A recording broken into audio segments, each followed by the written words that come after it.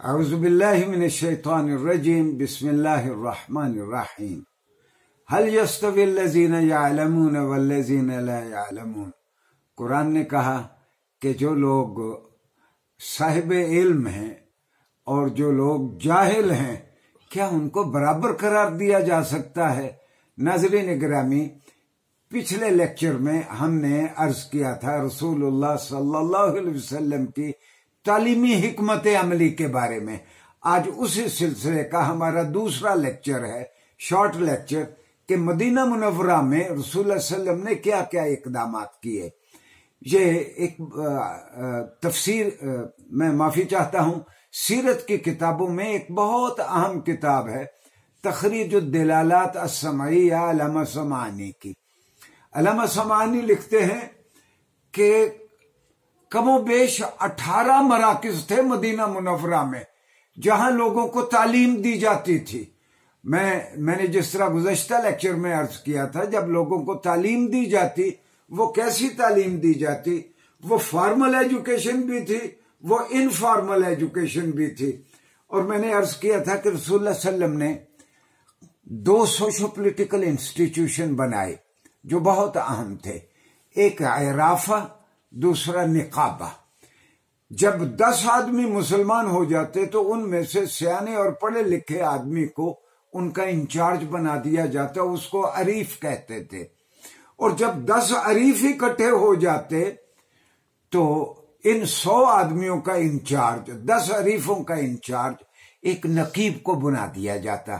بخاری شریف میں بھی روایت ہے کہ عن مصعب بن عمیر رضی اللہ عنہ احد النقباء، حضرت مصعب بن عمیر رضی اللہ عنہ سے روایت ہے، وہ کہتے ہیں کہ میں نے رسول اللہ صلی اللہ علیہ وسلم سے یہ سنا، یہ وہ مصعب بن عمیر ہیں جو نقیبوں میں سے ایک ہیں۔ دراصل یہ سوشو پولیٹیکل انسٹیٹیوشن تھا، جن کو یہ نہیں پتا کہ یہ رسول اللہ صلی اللہ علیہ وسلم کا بنایا ہوا ایک سوشو پولیٹیکل انسٹیٹیوشن تھا، تو وہ مدارس میں اس کا لفظی ترجمہ کر دیتے ہیں، نقیب کا ترجمہ، یعنی اپنے دین کی بہت حفاظت کرنے والا۔ یہ جو نقیب تھے، حضرت عمر رضی اللہ عنہ کے زمانے میں ان کو باقاعدہ مشاہرہ اور ان کو تنخواہ دی جاتی تھی۔ تو یہ سمعانی لکھتے ہیں کہ ان کے 3 طرح کے فرائض تھے۔ 3 طرح کے فرائض کیا تھے؟ اور رسول اللہ صلی اللہ علیہ وسلم کے زمانے میں تو نقیبوں کا فریضہ یہ تھا، جب بھی کوئی وحی آتی تو وہ جو 100 لوگ ان کے زیر نگیں ہوتے ان کو بتاتے کہ نئی وحی یہ آئی ہے، اگر انہوں نے براہ راست رسول اللہ صلی اللہ علیہ وسلم سے نہ سنی ہو۔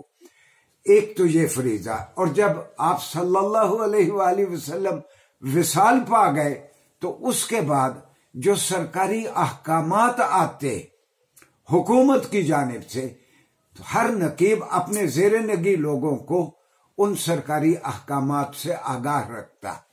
ہاں، اگر ان 100 لوگوں میں اگر کوئی ایسی کسی کی ایکٹیویٹی ہوتی جو قابل مواخذہ ہوتی تو ان نقیبوں کے ذمہ تھا کہ وہ مرکز کو بتاتے کہ فلاں شخص یہ کر رہا ہے جو مستحسن نہیں ہے اور اس کے خلاف اقدام کیا جائے۔ تو میں نے جس طرح عرض کیا کہ جو ہمیں کتابوں سے پتہ چلا کہ سیدنا عمر ابن الخطاب رضی اللہ عنہ کے زمانے میں ان کو باقاعدہ مشاہرہ دیا جاتا تھا۔ میں کہہ سکتا ہوں کہ جس طرح آج میجسٹریٹ یا اسسٹنٹ کمشنر کے لیول کے لوگ ہیں، شاید یہ اس طرح کی کوئی ایک سول پوزیشن تھی۔ یہ تو ان کا پہلا فریضہ تھا، یعنی یہ ان 100 آدمیوں کے درمیان اور حکومت کے درمیان نقیب ایک رابطے کا کام دیتا تھا۔ دوسرا ان کا بہت اہم فریضہ تھا کہ خدا شناس معاشرہ کیسے بنایا جائے، اقدار اعلیٰ پر مشتمل معاشرہ کیسے بنایا جائے۔ جس طرح اللہ میاں نے کہا کہ خلقکم من نفس واحدہ، لوگو ہم نے تو تم کو ایک ہی جان سے پیدا کیا۔ اگر کسی معاشرے میں طبقات بننے شروع ہو جائیں کہ یہ فلاں ہے، یہ فلاں ہے، یہ تو صرف پہچان کے لیے ہیں ہماری جو ذاتیں ہیں، یہ اس لیے نہیں ہے کہ کوئی ایک حکومت کرے گا باقی دوسرا ہمیشہ محکوم رہے گا۔ ایسا نہیں ہے۔ ایک انسانوں کی برابری پر مشتمل معاشرہ، جس کو انگریزی میں یونٹی آف مین کائنڈ کہتے ہیں، ایسا معاشرہ بنانا یہ بھی ان لوگوں کے ذمے تھا۔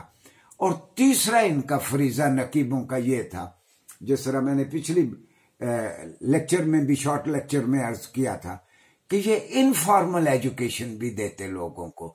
انفارمل ایجوکیشن یعنی لوگوں کو ریاضی بھی سکھاتے، حساب بھی سکھاتے، فنون حرب بھی سکھاتے، باقی چیزیں بھی بتاتے، اور ان کو حلال طریقے سے ایک مفید شہری بننے کے لیے لوگوں کی یہ مدد کرتے تھے۔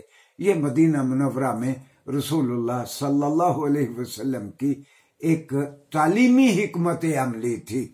ہاں، میں یہ بھی عرض کر دوں کہ جو بہت پڑھا لکھا ہوتا، مثال کے طور پر اگر کسی کو نئی زبانیں سیکھنے کا شوق ہے، رسول اللہ صلی اللہ علیہ وسلم اس کو کہتے کہ تم عبرانی سیکھ لو۔ اس زمانے میں ملکوں کے مابین جو خط و کتابت ہوتی بالعموم عبرانی میں ہوتی تھی۔ مثلا آپ نے حضرت زید ابن ثابت کے ذمہ لگایا کہ تم عبرانی میں مہارت حاصل کرو۔